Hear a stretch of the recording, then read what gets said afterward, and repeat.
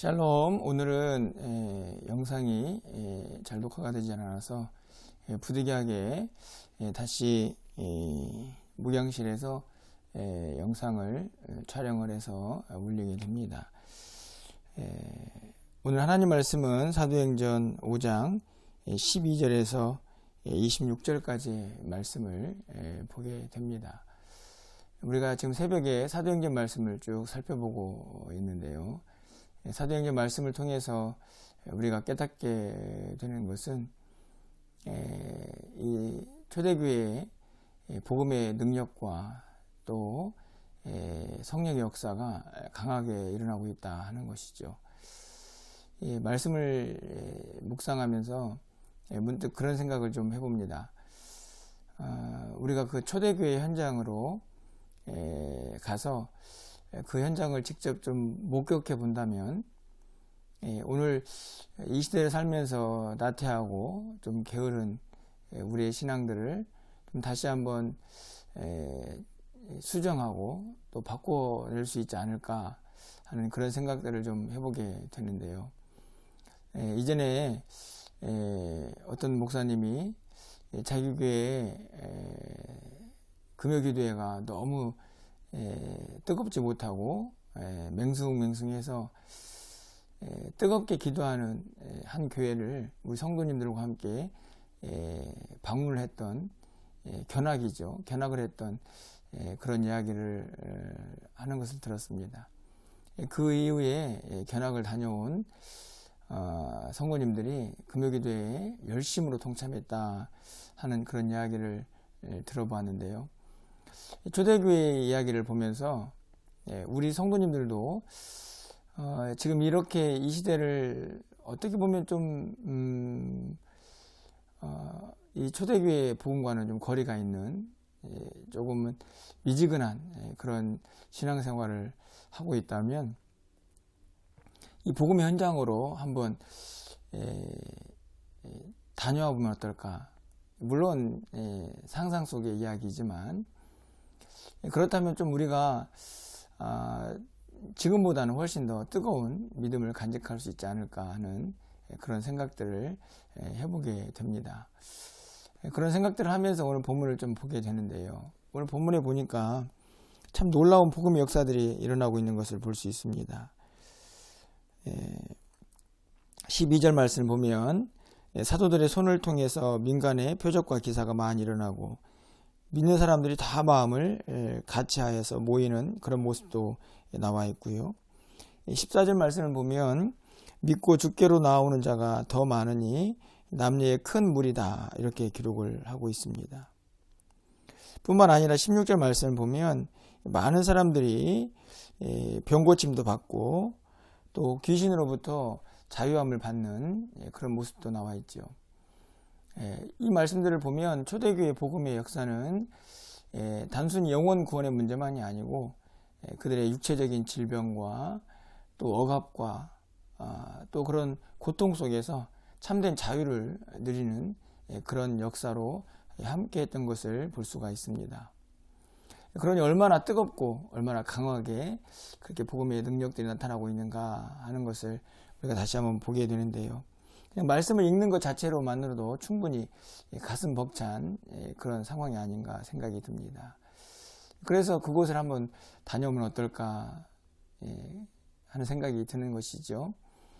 뿐만 아니라 이렇게 복음을 전할 때에 크고 작은 어려움도 닥쳐옵니다. 당연히 박해와 핍박이 있는데 오늘 본문에 있는 말씀을 보면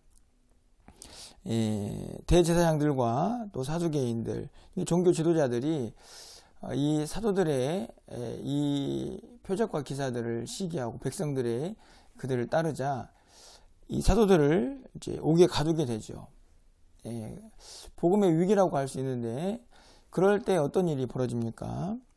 19절 말씀을 보면 주의 사자가 밤에 옥문을 열고 끌어내어 가서 성전에 서서 이 생명의 말씀을 다 백성에게 말하라 이렇게 기록을 하고 있습니다. 옥에 가두면 아마 복음이 더 이상 활동하지 못하고 사도들도 더 이상 어떤 능력도 행하지 못할 것이다. 라고 그렇게 생각을 했던 것 같습니다. 하지만 오판이죠. 복음은 그렇게 옥에 가두어서 가둬지는 것이 아니기 때문에 그렇습니다. 옥에 가둔 이 사도들을 주의 사자가 옥문을 열고 끌어내어서 성전에 가서 생명의 말씀들을 백성에게 전하라, 이렇게 말하고 있습니다. 초대교회의 핍박과 박해가 계속되고 있지만 그 어려움들을 또 성령의 역사로 풀어나가고 헤쳐나가는 그런 모습을 보게 되는데요. 이 말씀에서 다시 한번 우리는 성령의 역사가 얼마나 강하게 나타나고 있는가를 보게 됩니다. 옥에 갇혀 있었던 그들을 꺼내어서 그들이 있어야 할 곳, 그들이 만나야 할 그곳으로 성령님이 주의 사자가 보내고 있는 것을 볼 수 있기 때문에 그렇죠. 오늘 본문에 보면 이것이 생명의 말씀이라 이렇게 이야기합니다. 복음의 또 다른 이름이라고 생각이 드는데, 단순히 이 생명의 말씀은 영혼을 구원하는 죄사함의 문제만이 아니고 모든 어려움과 고난 속에 있는 자들에게 그들을 살게 하는 그런 능력의 말씀이다, 이렇게 생각이 듭니다. 그것이 복음이죠. 그것을 들어야 할 자들, 그것이 전파되어야 할 그곳으로 오늘 주의 사자가 사도들을 인도하고 있습니다. 오늘 말씀을 통해서 우리가 좀 생각해 보고 싶은 것은, 우리가 이 땅을 살면서 우리 스스로 이 사도들이 갇혔던 감옥과 같은 곳에 갇혀 있는 것은 아닌가 하는 생각을 해보게 됩니다. 분명히 우리 안에는 생명의 말씀이 있는데 그것을 스스로 막고 있는 것은 아닌가 하는 생각 때문이죠.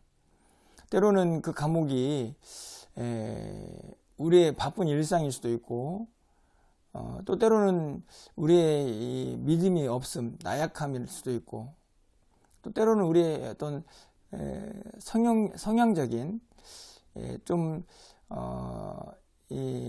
적극적이지 못하고 또 소극적인, 좀 내성적인 그런 모습일 수도 있겠다 생각이 듭니다.